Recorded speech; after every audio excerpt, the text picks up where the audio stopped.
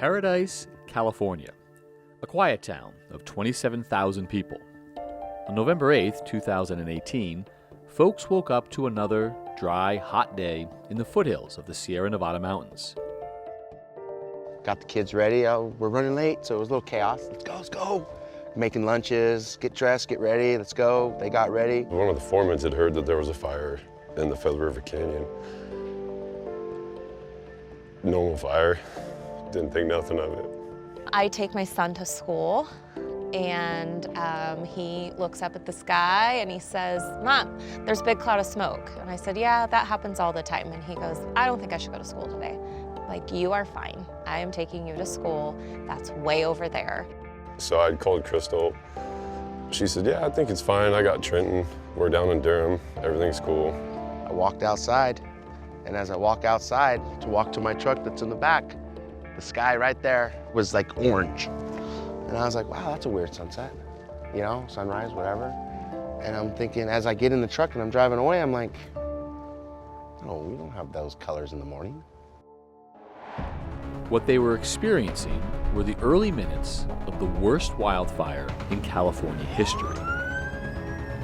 With wind gusts approaching hurricane strength, the fire raced from canyon to canyon.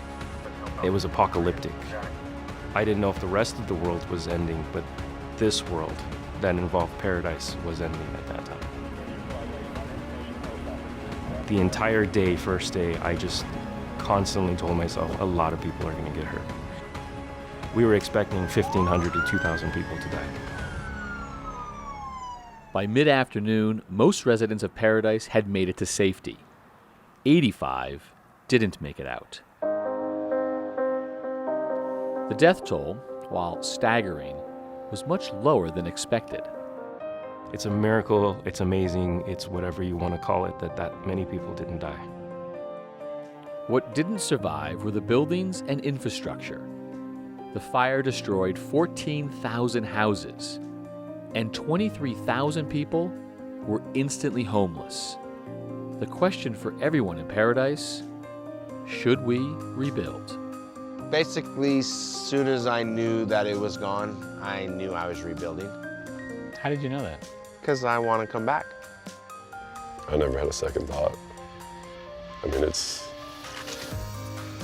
hometown. I mean, if we can help rebuild it, then it's that much more satisfying to know that we were part of helping this town come back.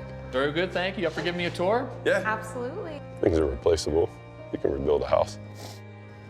So that's what we're doing. What started as small signs on the side of the road turned into an army of people determined to rebuild. Trucks from across the country invaded these narrow roads to haul away debris. And this old house has come to town to follow the reconstruction of homes for 3 families. We want to find out what it will take to rebuild a water system polluted by smoke. Do you have to replace all the piping? We'll find out if you can build these homes to make them resistant to one of the most destructive forces in nature. You put that on the inside of the building and it'll close off the embers from coming through. Join us for Rebuilding Paradise, a special 4-part series from This Old House. Thanks for watching. This Old House has got a video for just about every home improvement project, so be sure to check out the others. And if you like what you see, click on the subscribe button to make sure that you get our newest videos right in your feed.